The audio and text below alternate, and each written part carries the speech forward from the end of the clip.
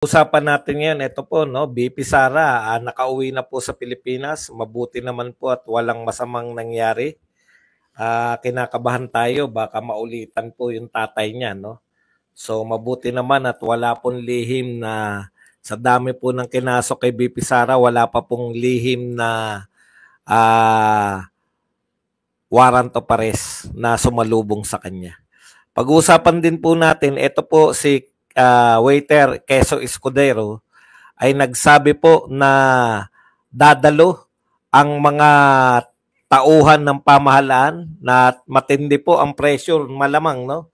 Kasi nagdesisyon na po si Lucas Bersamin na hindi na padadaluhin. Ngayon po ay dadalo na naman ayon po kay Quezon Escudero. Pero kung sino po yung dadalo, wala pong kontrol ng Senado. Bakit po? Mamaya pag-usapan natin yan. Okay, Hungary, tuluyan na pong kumalas, no? Kumalas na po ang bansang Hungary dito po sa ICC. Kung bakit po kumalas, isa po yan sa mga pag-uusapan natin. Pero bago yan lahat, bago natin yan talakayin, pag-usapan natin, no? Alam po ninyo, nakakatuwa po. Yung pong sunod-sunod na balita na tinanggalan po si BP Sara ng kanyang security o yung dineactivate po yung BPSPG, Vice President Security Special Protection Group. Talaga namang kinakabahan tayo na baka may balak kay BP Sara, no? It's either na siya po ay matulad kay Ninoy, yun po ang nasa isip ko, no?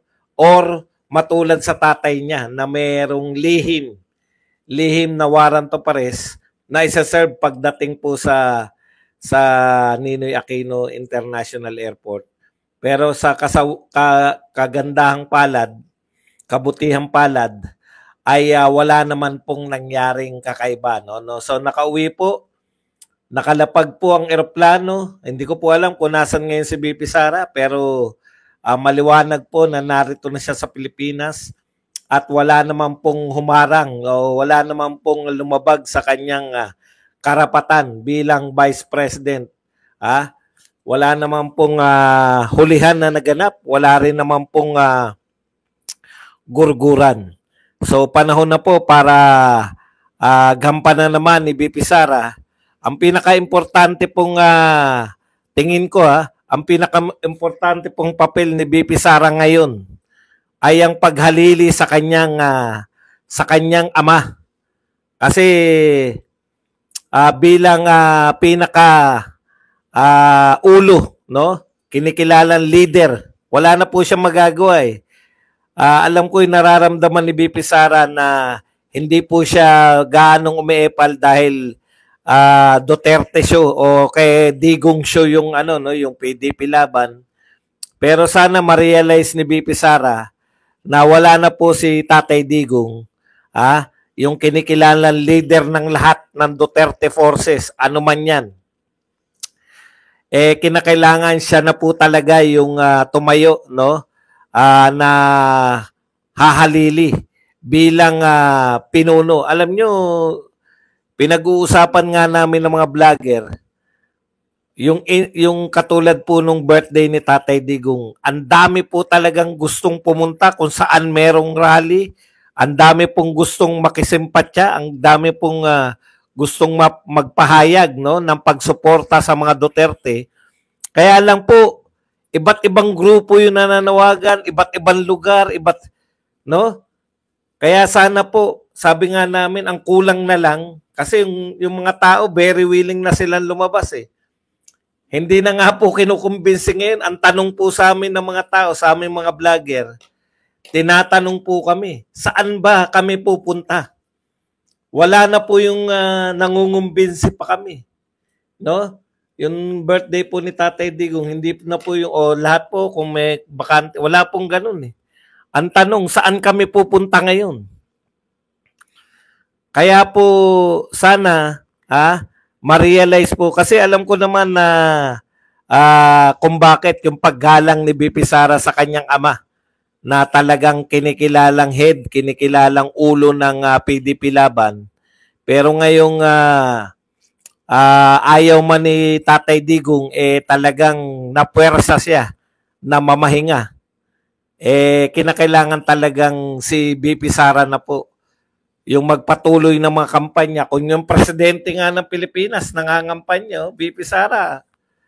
Kasi ang tindi talaga ng impact nyo ni Tatay Digong. Isama pa si Baste. Thank you very much kay Master 17 sa pagpapakape. Okay. So maraming salamat. Nagpapasalamat po ako kasi yan talaga yung isa sa mga kinakakaba ko. Baka talagang sagad-sagara na tong gobyerno natin. Mabuti naman po at meron pa silang pagtitimpi kahit papano. So congratulations po sa paglalakbay. Congratulations din po sa naging papel ninyo dyan sa dahig. Alam ko pong mahalagang importante yung ginampanan ninyo, no? Na bumuo ng defense team ni Tatay Digong. Okay.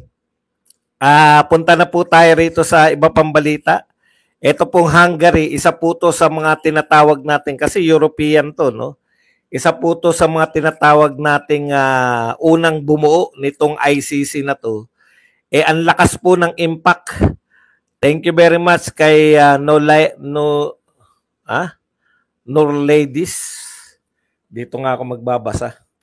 Masyadong malayo. Okay.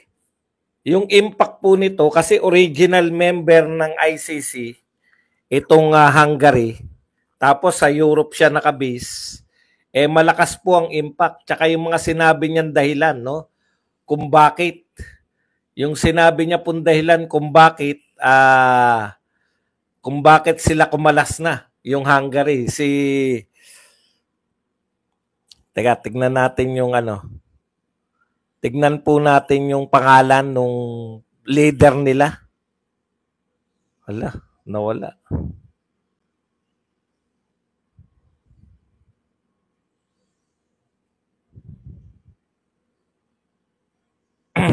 Ito po si Viktor Orban na Hungarian Prime Minister. Ay kumalas na po ang ikinalas na niya yung kanyang bansa dito po sa pagiging kasapi ng ICC.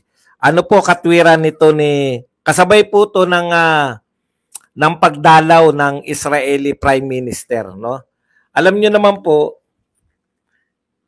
sa totoo lang po yung Israeli Prime Minister po ay meron pong warrant of arrest din dito po sa ating ICC, katulad po ni Tatay Digong.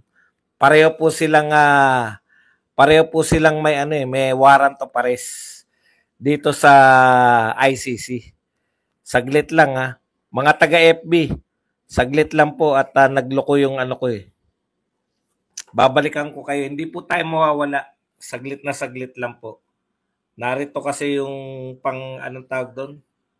Yun na nga. Saglit lang din sa YouTube Meron lang akong ayusin para makita ko yung inyong Hindi ko makita yung comment nyo. Saan na ba yung aking Google?